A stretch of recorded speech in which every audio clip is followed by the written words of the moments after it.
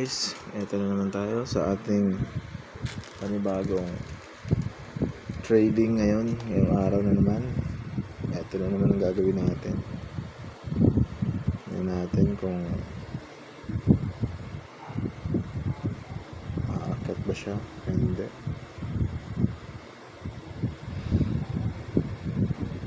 Considering na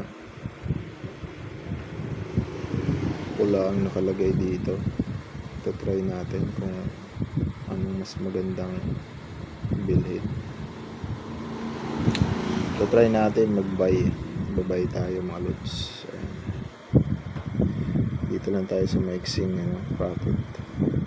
Alright, buy tayo dalawang entry tayo mga lods. Try na natin dalawa. Subukan ko.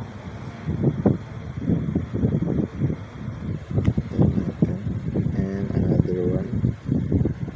Tingnan natin. Okay. Silip tayo sa pang. Buy pa tayo ulit. One more time.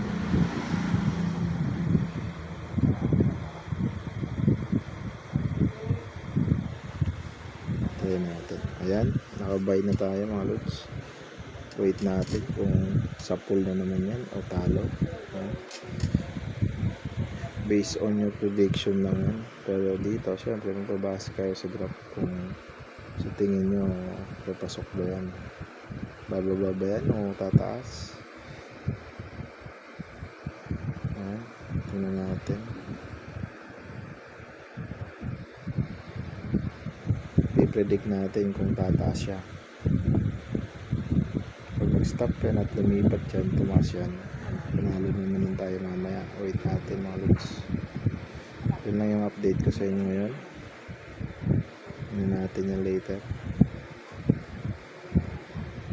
Okay, that's all for today mga lods. Mamaya update ko kayo.